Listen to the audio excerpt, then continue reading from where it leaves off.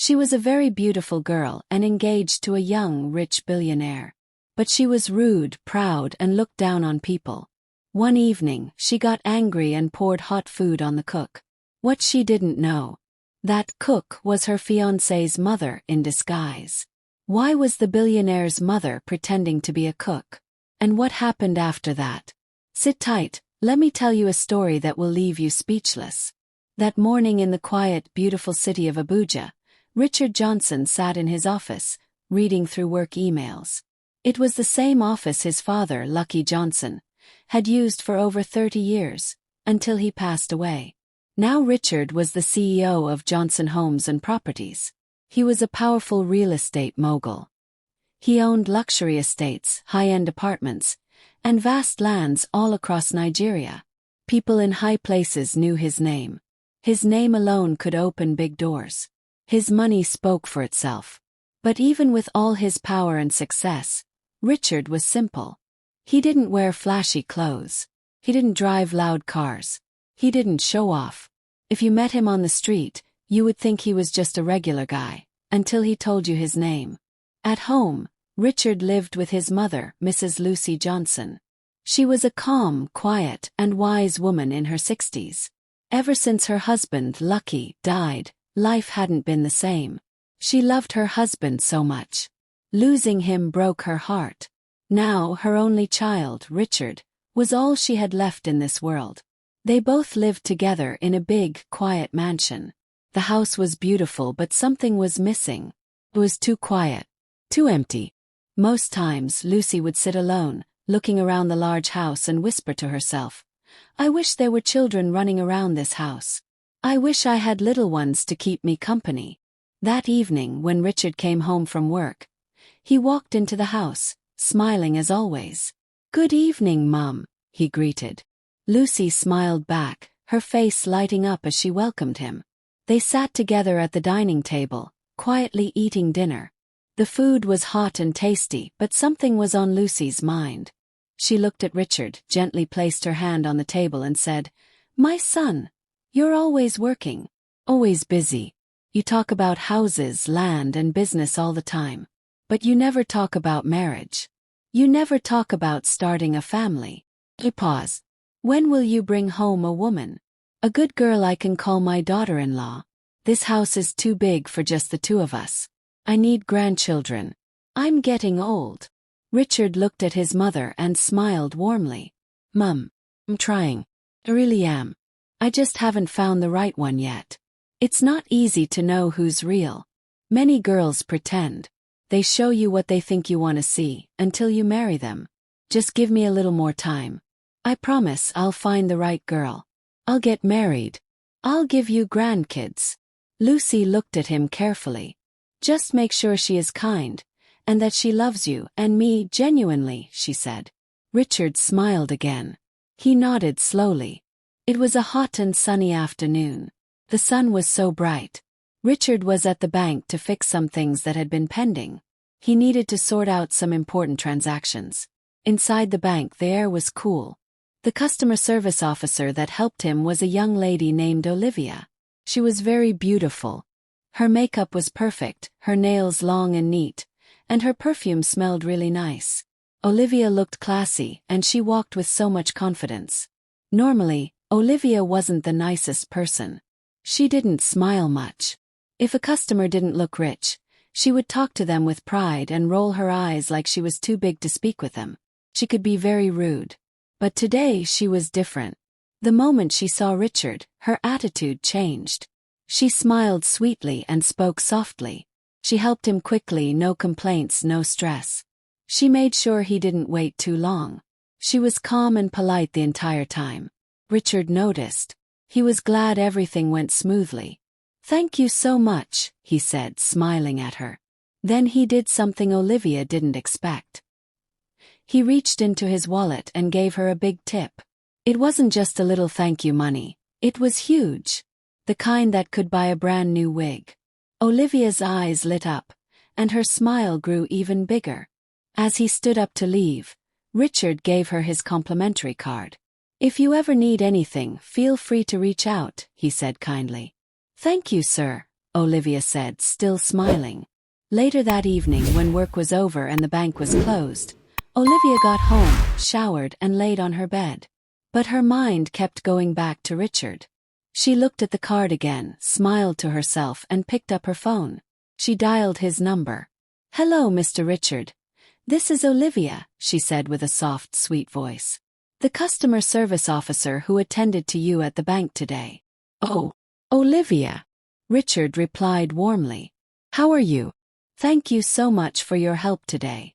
They laughed and talked about random things, nothing serious, just light, fun talk. Before the call ended, Olivia's voice changed slightly. "Can we talk more often?" she asked. Richard didn't pause. "Sure," he said. "Feel free to call any time. I'll always check on you when I can." The next morning at the bank, Olivia couldn't hide her joy. She rushed to her best friend Sandra's desk, grinning from ear to ear. "I have gist for you," she said, nearly whispering but still shaking with excitement. Sandra, who was sipping tea, leaned in. "Spill the tea, my friend." "I'm about to catch a big fish," Olivia said, her eyes shining. Sandra's mouth dropped open.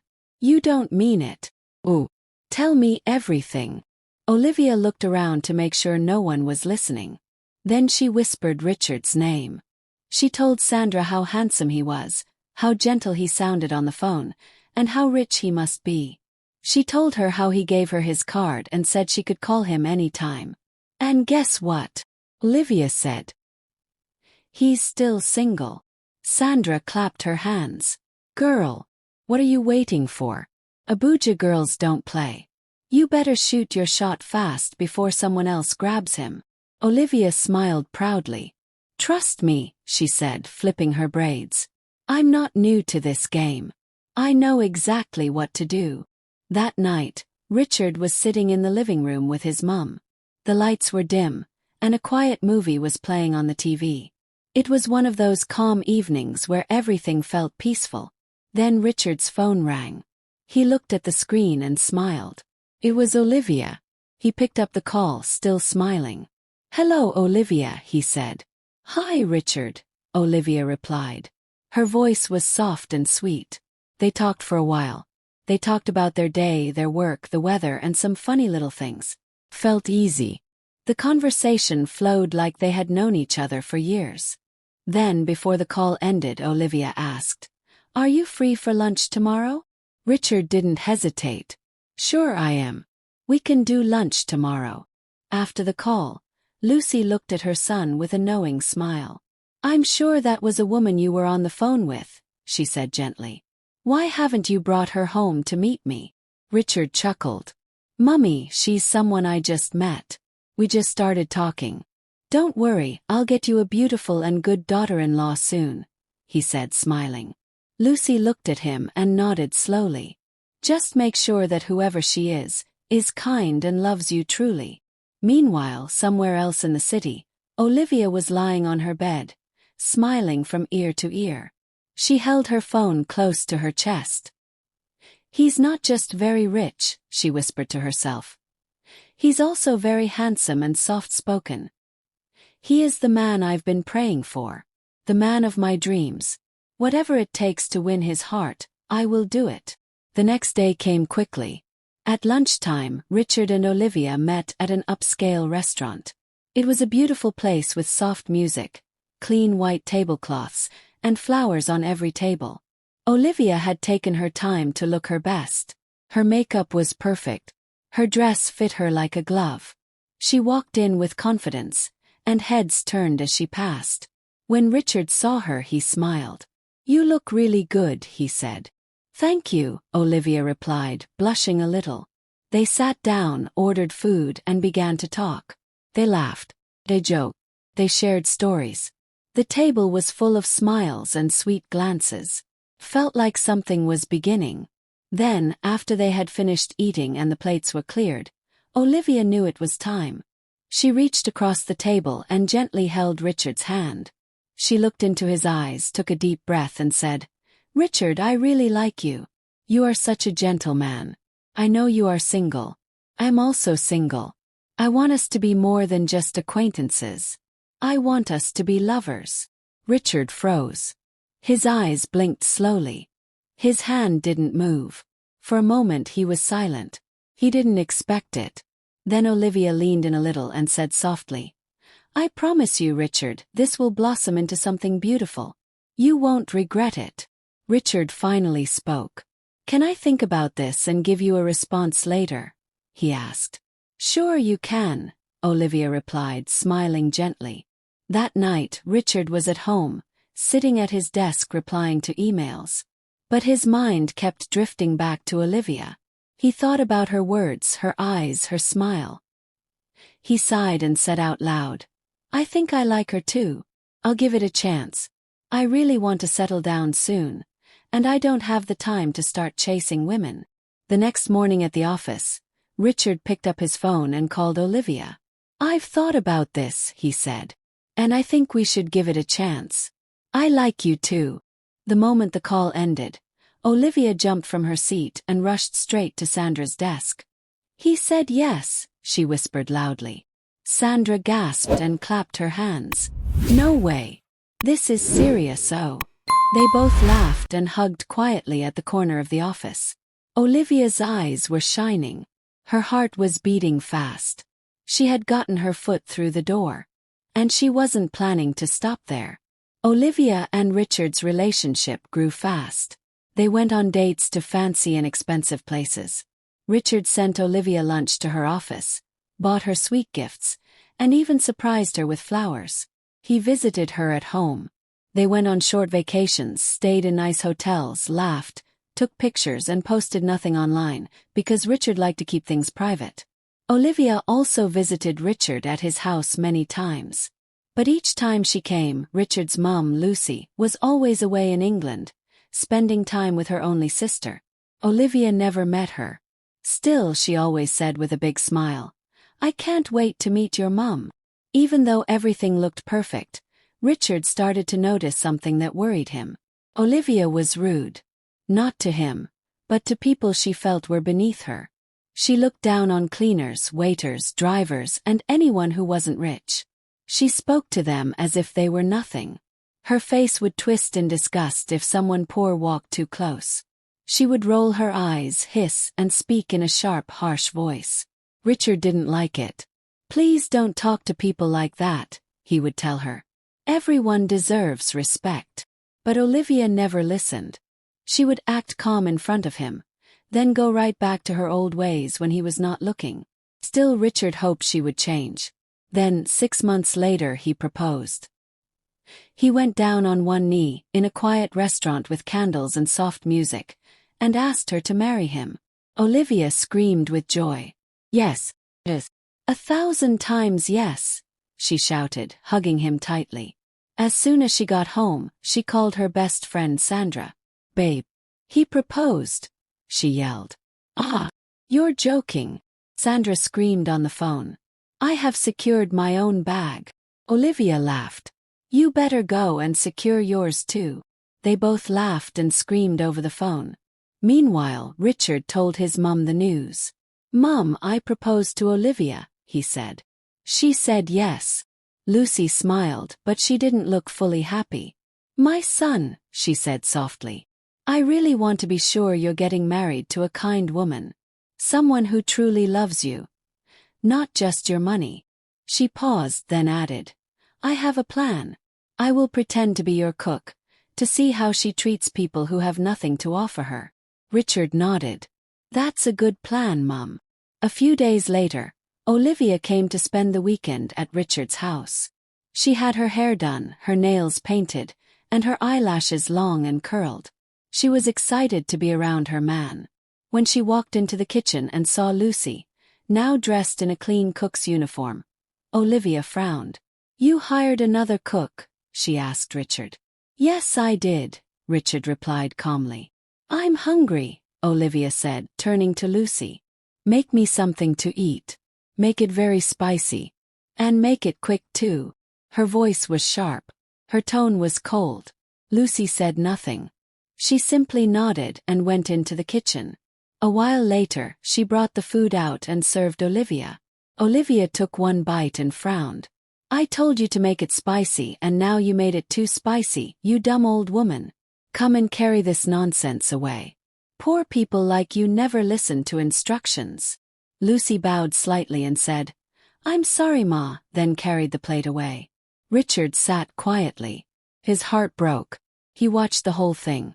The woman who had cared for him since birth, insulted and shouted at like a street dog. The next day, as they sat at the dining table, eating a meal Lucy had prepared, Olivia snapped again. Hey you, she shouted at Lucy. Come and pour juice into our glasses. Lucy came over and began to pour. A little juice spilled on the table. Are you blind? Do you want to spill juice on us, smelly old fool? Olivia snapped. It was a mistake, Ma. I am sorry. You're still talking when I'm talking. Olivia yelled, then scooped some food from her plate and threw it at Lucy. Richard stood up immediately, his chair pushing back with a loud sound. Why do you always treat people less than you badly? He shouted. She made a little mistake, and this is how you act. His voice shook with anger. He walked out of the room, leaving Olivia speechless. The following day, Richard said to Olivia, My mum is coming back tomorrow. I can't wait to meet my mother-in-law-to-be. Olivia said in excitement. The next morning, Olivia dressed gorgeously. Her gown sparkled. Her makeup was perfect. Why is the cook not at work today? She asked. She's not feeling well, Richard said with a straight face. So I gave her the day off. Let's go to the sitting room, he added. There's something I want to show you. Olivia followed him, smiling. But when she stepped into the sitting room, she froze. Sitting on the couch was Lucy Johnson, dressed in a fine lace gown, wearing gold earrings and a soft smile. Meet my mother. Lucy Johnson, Richard said. Olivia's eyes widened. Her hands began to shake. She blinked again and again, confused. Then she whispered, Is this not the cook?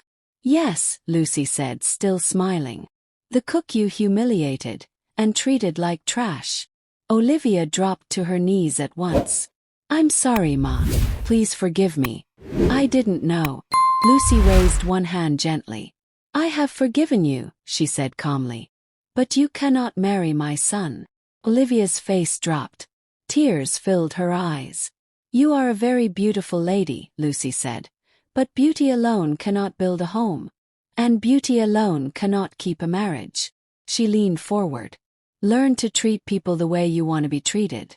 Be kind no matter who they are. Richard stood beside his mother, watching Olivia in silence. And right there, in that quiet living room, he took off the engagement ring from Olivia's finger. I'm calling off the engagement, Richard said quietly.